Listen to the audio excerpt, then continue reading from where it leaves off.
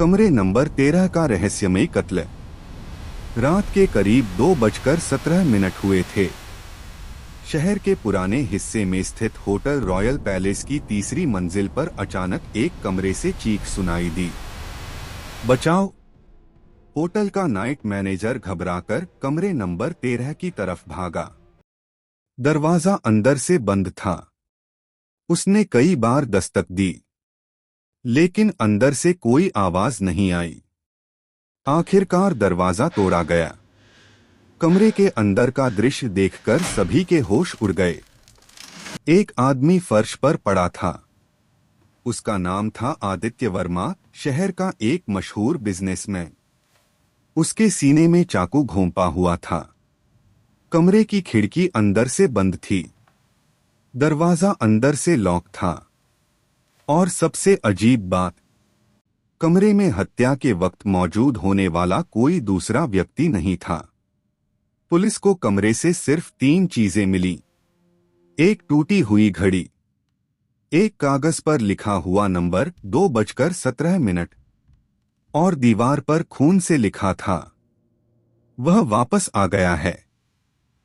Police अधिकारी inspector Kabir Singh ने कमरे की तलाशी शुरू की। कमरे में संघर्ष के कोई निशान नहीं थे। आदित्य के हाथ में एक काला धागा बंधा हुआ था और उसकी मुट्ठी में एक छोटा सा चांदी का लॉकेट था। लॉकेट के पीछे सिर्फ एक अक्षर लिखा था, आर। जांच में पता चला कि आदित्य की जिंदगी में 3 लोग सबसे ज्यादा महत्वपूर्ण थे। उसकी पत्नी नैना, उसका बिजनेस पार्टनर राघव और उसका पुराना दोस्त रमन। तीनों से पूछताछ की गई। नैना ने बताया कि हत्या वाली रात वह अपने मायके में थी। राघव ने कहा कि वह शहर से बाहर एक मीटिंग में था। और रमन ने कहा कि वह आदित्य से पिछले 5 सालों से मिला ही नहीं था। लेकिन पुलिस को एक अजीब बात पता चली। होटल की सीसीटीवी फुटेज में हत्या से कुछ मिनट पहले एक आदमी तीसरी मंजिल की तरफ जाता हुआ दिखाई दिया था। उसका चेहरा साफ नहीं था, लेकिन उसके हाथ में वही काला धागा था जो आदित्य की मुट्ठी में मिला था। इंस्पेक्टर कबीर ने फुटेज को बार बार देखा। फिर अचानक उनकी नजर उस आदमी के चलने के तरीके पर पड़ी। वह थोड़ा लंगड़ाकर चल रहा था। कबीर ने तुरंत रमन के पुराने रिकॉर्ड निकलवाए। 5 साल पहले एक कार दुर्घटना में रमन के पैर में गंभीर चोट आई थी। वह भी लंगड़ाकर चलता था। अब शक सीधे रमन पर था। लेकिन जब पुलिस उसके घर पहुंची, रमन अपने कमरे में बैठा हुआ था और उसके दोनों पैर बिल्कुल ठीक थे। पुलिस ने उसका मेडिकल रिकॉर्ड चेक किया। 5 साल पहले उसका ऑपरेशन हुआ था। वह पूरी तरह ठीक हो चुका था। तो फिर सीसीटीवी में दिखने वाला वह आदमी कौन था? जांच आगे बढ़ी। पुलिस ने होटल के कमरे की घड़ी की जांच की। घड़ी 2:17 पर बंद थी। लेकिन फॉरेंसिक रिपोर्ट के अनुसार आदित्य की मौत रात 1:40 हो चुकी थी। इसका मतलब किसी ने जानबूझकर घड़ी को 2:17 पर रोका था। लेकिन क्यों? कबीर ने आदित्य की पुरानी जिंदगी खंगालनी शुरू की। तभी उन्हें एक पुरानी फाइल मिली। 5 साल पहले एक लड़की की मौत हुई थी। उस लड़की का नाम था रुचिका। और उस केस में आदित्य, राघव और रमन, तीनों के नाम सामने आए थे। लेकिन सबूतों की कमी के कारण मामला बंद हो गया था।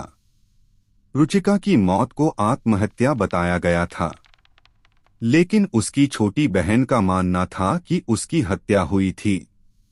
उसकी बहन का नाम था नैना। कबीर के पैरों तले जमीन खिसक गई। नैना सिर्फ आदित्य की पत्नी नहीं थी, वह रुचिका की बहन थी। पुलिस ने नैना को हिरासत में लिया, लेकिन उसने एक चौंकाने वाली बात कही, मैंने आदित्य को नहीं मारा। लेकिन मुझे पता है कि उसे किसने मारा है। कबीर ने पूछा। कौन? नैना ने धीरे से कहा। रमन। रमन को तुरंत गिरफ्तार कर लिया गया, लेकिन रमन ने हत्या से इनकार कर दिया। तभी पुलिस को होटल के एक पुराने कर्मचारी ने एक महत्वपूर्ण जानकारी दी। उसने बताया कि हत्या वाली रात रमन जैसा दिखने वाला आदमी होटल में आया था, लेकिन वह आदमी रमन नहीं था। वह था राघव।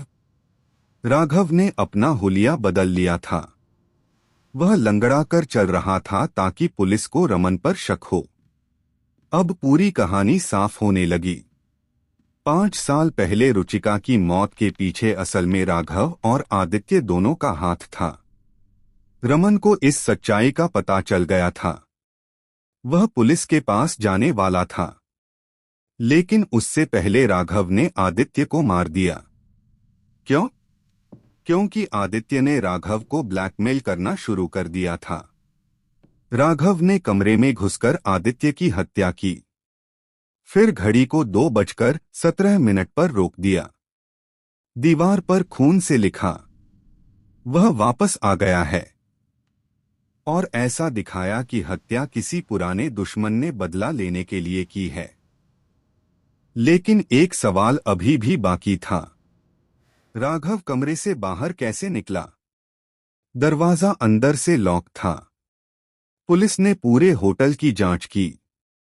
तभी उन्हें कमरे की अलमारी के पीछे एक छोटा सा गुप्त रास्ता मिला। वह रास्ता होटल की पुरानी सर्विस सीढ़ियों से जुड़ा था। राघव उसी रास्ते से भागा था। केस लगभग सुलझ चुका था, लेकिन कहानी का सबसे बड़ा रहस्य अभी बाकी था। राघव ने पुलिस के सामने अपना जुर्म कबूल कर लिया। उसने बताया कि उसने कमरे में लिखी लाइन, वह वापस आ गया है, सिर्फ पुलिस को भ्रमित करने के लिए लिखी थी। लेकिन जब इंस्पेक्टर कबीर ने उससे पूछा, तुम्हें कैसे पता कि 2:17 पर घड़ी रोकनी है? राघव अचानक चुप हो गया, क्योंकि घड़ी को 2:17 पर रोकने की बात किसी को पता ही नहीं थी। यह जानकारी सिर्फ पुलिस और हत्यारे के पास थी। राघव ने कहा कि उसने घड़ी खुद रोकी थी, लेकिन फॉरेंसिक रिपोर्ट के अनुसार घड़ी को किसी और ने पहले ही छेड़ा था, और राघव के फिंगरप्रिंट घड़ी पर नहीं मिले। इंस्पेक्टर कबीर ने पूरी फाइल फिर से खोली।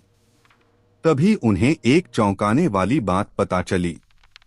रुचिका की मौत के समय उसकी घड़ी भी 2:17 पर बंद हुई थी, और उसकी डायरी के आखिरी पन्ने पर भी वही शब्द लिखे थे, वह वापस आ गया है।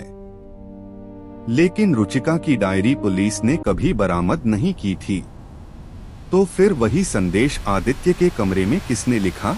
और हत्या के बाद कमरे के अंदर से एक और आवाज रिकॉर्ड हुई थी, एक धीमी फुसफुसाहट, मैं वापस आ गया हूं।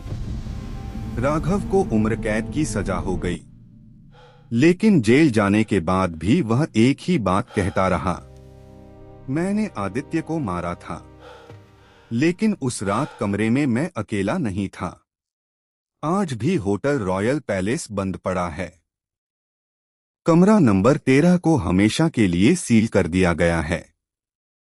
लेकिन स्थानीय लोगों का कहना है कि रात के 2:17 पर उस कमरे की खिड़की के अंदर कभी कभी एक परछाई दिखाई देती है, और अगर कोई बहुत ध्यान से सुने तो अंदर से एक धीमी आवाज आती है, वह वापस आ गया है। ऐसे ही पौराणिक रहस्यमयी कहानी के लिए फॉलो और लाइक करिए।